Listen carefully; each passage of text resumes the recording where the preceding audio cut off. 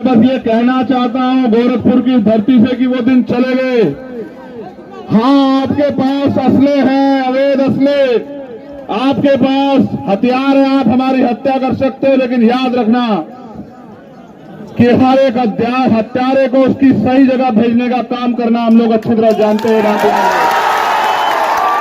ऐसा क्यों है कि पुलिस की लाठी, गुंडों की लाठी हमारी कमर पे ज्यादा तेजी से पड़ती है?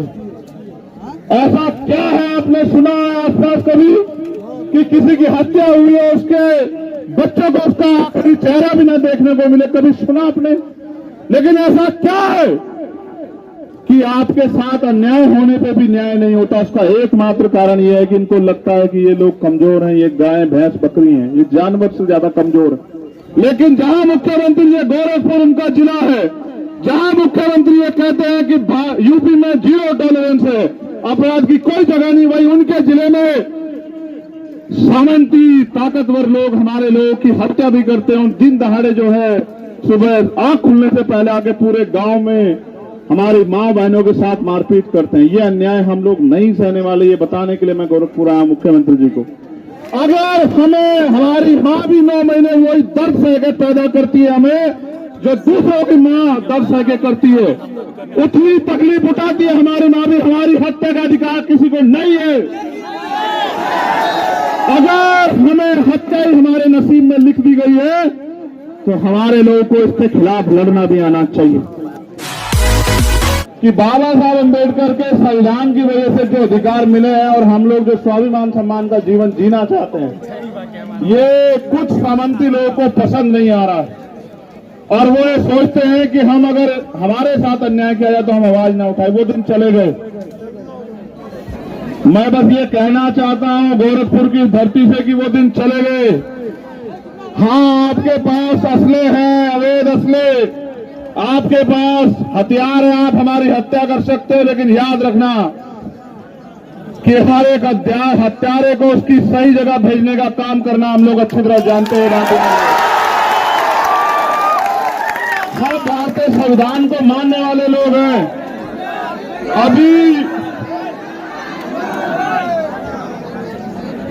अभी हमारे पास वो ताकत नहीं, राजनीतिक ताकत, जिस ताकत के बल पे ऐसे कार लोगों को हम लोग सभा से सबक सिखा सकते, लेकिन अभी हमारे पास हमारे संविधान के द्वारा दिए गए अधिकारों की ताकत है और उस अधिकार को दिलाने के लिए किसी सरकार की जरूरत नहीं है।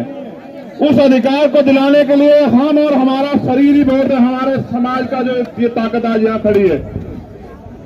मुझे दुख इस बात का हुआ कि जिनको अपना काम जिम्मेदारी से करना है उन्होंने नहीं किया, और मुझे कष्ट है इस बात का यहाँ के पुलिस अधिकारियों ने जो रोल उस दिन अदा किया कि उस परिवार को, उन बच्चों को, उनकी पत्नी को, उनके भाइयों को, उनकी मां को, राजकिशोर को आखिरी बार देखने भी नहीं दिया। मुझे इस बात का अफसोस रहेगा जिंदगी भर।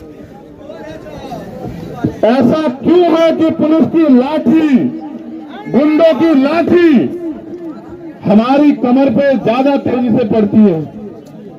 ऐसा क्या है? आपने सुना है आसपास कभी कि किसी की हत्या हुई है, उसके बच्चों को उसका आखिरी चेहरा भी न देखने को मिले? कभी सुना आपने? लेकिन ऐसा क्या है कि आपके साथ अन्याय होने पे भी न्याय नहीं होता? उसका एकमात्र कारण यह है कि इनको लगता है कि ये लोग कमजोर हैं, ये गाय भैंस बकरी हैं, ये जानवर से ज्यादा कमजोर है। मैं यहाँ के अधिकारियों से, जो सम्मानित अधिकारी, उनसे कहना चाहता हूं, कम से कम वर्दी की लाज रखो। ये वर्दी आपको किसी अपराधी, किसी गुंडे, किसी नेता की दया से नहीं मिली। ये वर्दी आपको आपकी मेहनत और भारतीय संविधान में जो अवसर की क्षमता मिली है उसकी वजह से मिली है नौकरी आपको।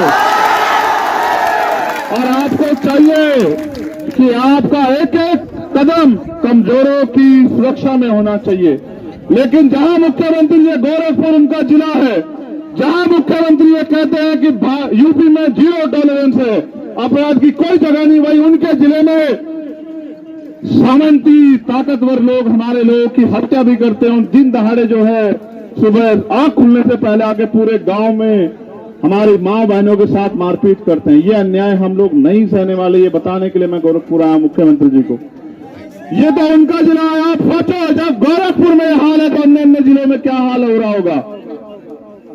सिर्फ बातें करने से या पीठ थपथपाने से कानून व्यवस्था अच्छी नहीं होती है। मुख्यमंत्री जी, अगर कानून व्यवस्था अच्छी करनी है तो जाति धर्म का चश्मा उतार के कानून के हिसाब से काम करने का काम करो, तब जाके कानून व्यवस्था अच्छी होगी। मगर अक्सर देखा गया है कि कानून व्यवस्था का ढोल पीटने वाली सरकार इनके नेता आरोपियों का संरक्षण करते हैं और यहां तक कि पुलिस की मजबूरी में सरकार के नेताओं के इशारे पे, सब लोग तो नहीं है लेकिन बड़े पैमाने पे अपराधियों के पक्ष में खड़े रहते हैं। ये अन्याय हम लोग नहीं सहेंगे, ये बात आप लोगों को समझनी पड़ेगी। और जो बात मैं आपसे कह रहा हूं, स्पेशली नौजवानों से कह रहा हूं, अगर इस तरह मरना है तो फिर लड़ना सीखो।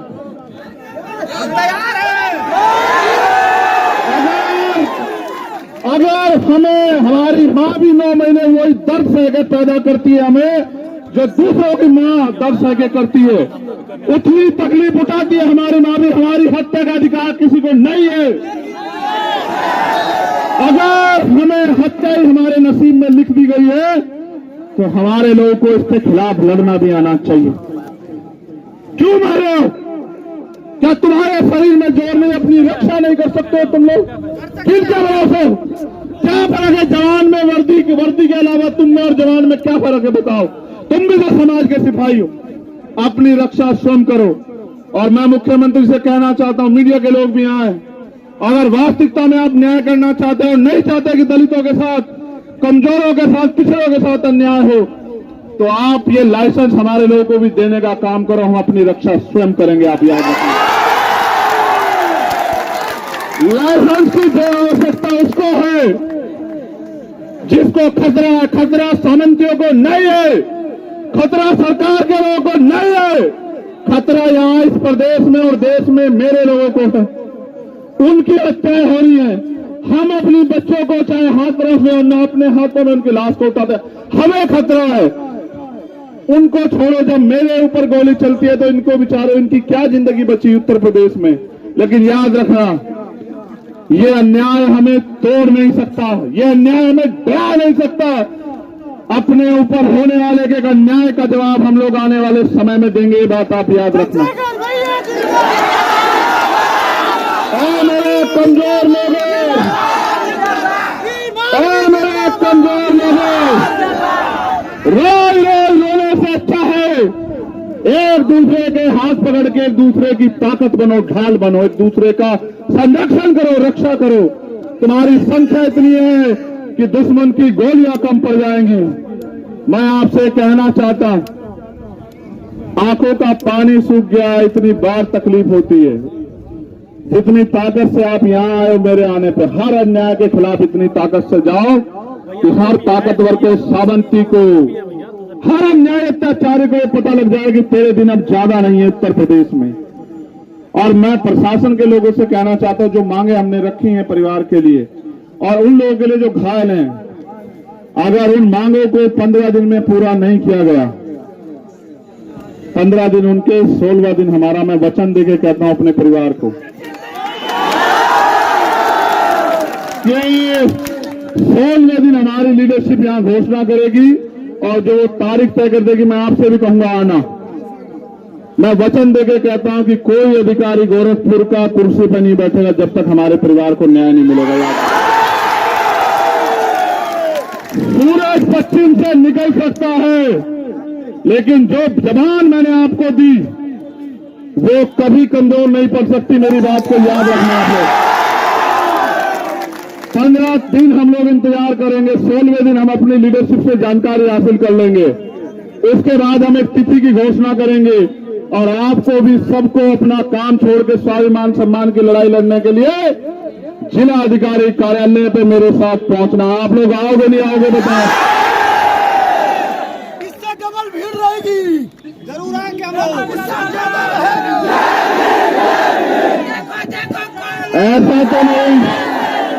ऐसा तो नहीं कि आप ये समझो कि हमारी जिम्मेदारी तो अदा होगी है। उस दिन तो हम चले गए थे, हम तो 2 आंसू बहा आए, हम तो 4 नारे लगाए आए। अब हम क्या करेंगे राजकिशोर के घर जाके? ऐसा तो नहीं होगा, ऐसा तो नहीं होगा कि राजकिशोर का परिवार, ऐसा तो नहीं होगा मेरा ये राजकिशोर का परिवार ये सोचेगा कि ये भी लोग झूठे निकले नेताओं की तरह? तो चलो मेरे साथ हाथ उठा के वचन दो कि जब भी तारीख डिसाइड होकर आएगी,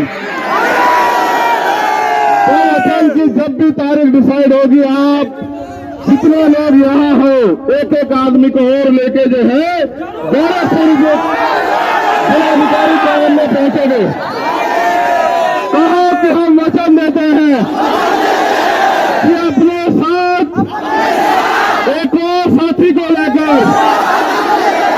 जिस दिन की तिथि तय होगी गोरखपुर जिलाधिकारी कार्यालय पे पहुंचेंगे। हमारा आंदोलन अनिश्चितकालीन होगा। क्या तो हमारे परिवार को न्याय मिलेगा या फिर हम वहां लड़ते लड़ते अपनी जान दे देंगे, लेकिन छूटेंगे नहीं। मैं आपको ये बात इसलिए भी समझा देना चाहता हूं, आप ये बात, अन्याय के खिलाफ आवाज न उठाना भी गुलामी है। बाबा साहब अम्बेडकर ने कहा अन्याय करने वाले से अन्याय सहने वाला ज्यादा दोषी होता है। अगर हम अन्याय सहते रहे तो ये अन्याय हमारे घरों तक आएगा। अगर आप इस बात को सोच के चुप है कि उत्तर प्रदेश से गोरखपुर में हुआ, मेरे जिले में नहीं हुआ, अगर आप इस बात को सोचकर चुप है कि मेरे जिले में हुआ, मेरी विधानसभा में नहीं हुआ, अगर आप इस बात को सोचकर चुप है कि मेरी विधानसभा में हुआ, मेरे ब्लॉक में नहीं हुआ, अगर आप इस बात को सोचकर चुप है कि मेरे ब्लॉक में हुआ, मेरे गांव में नहीं हुआ, अगर आप इस बात को सोच के चुप है कि मेरे गांव में हुआ, मेरे घर नहीं हुआ, तो मैं आपसे कहना चाहता हूं अपनी बारी का इंतजार कर रहे हैं और कुछ नहीं कर रहे हैं। मेरी बात को याद रखना, आपको इंतजार नहीं करना है। कहीं भी अन्याय हो गोरखपुर के आसपास, आप ये समझना कि आपके परिवार के साथ हुआ है और आंख बंद करके उस परिवार की लड़ाई लड़ने के लिए उसके पीछे जाके खड़े हो जाना कि हम आपके साथ हैं, आपको अकेला नहीं छोड़ने देंगे। आज राजकिशोर का परिवार सोच रहा होगा कि ये परिवार, ये समाज उसके साथ खड़ा होगा, नहीं, ऐसा तो नहीं, वो डर जाएंगे। क्या राजकिशोर का परिवार डर जाएगा? उनकी एक मांग है, उन्होंने मुझसे कोई मांग नहीं की मेरे लोगों, उन्होंने एक मांग की कि हमें न्याय दिलवा दो। पर उन्होंने मुझसे नहीं कहा कि उन्हें कोई आर्थिक मदद चाहिए, उनको कोई जमीन चाहिए, सुरक्षा, कुछ नहीं। क्या हम राजकिशोर को लौटा सकते हैं? नहीं। लेकिन ये भी तो सही नहीं कि और किसी राजकिशोर के साथ ऐसा। तो मैं सामंतियों को भी ये बात कहना चाहता हूं कि औकात में रहो। हर चीज की एक सीमा होती है और जिस दिन कमजोर करो मरो की स्थिति में आता है उस दिन उसका मुकाबला करने के लिए कुछ बचता नहीं है। आज हम प्रदेश और देश में इसी स्थिति में चला है कि करो और मरो जैसी स्थिति है। क्या तो अपनी जान बचाने के लिए लड़ो या फिर मरो। आप लड़ना चाहते हो, मरना बताओ। तो मैं आपको तिथि भेजूंगा, 15 दिन के बाद आप लोग आना। और एक चीज याद रखना, मैंने जब आपको वचन दिया तो फिर चाहे मेरी जान क्यों ना चली जाए, मैं आपके उस वचन पे खरा उतरूंगा। मुझे इतना भरोसा है अपने ऊपर। आप लोग भी अपने वचन पे खरा उतरना।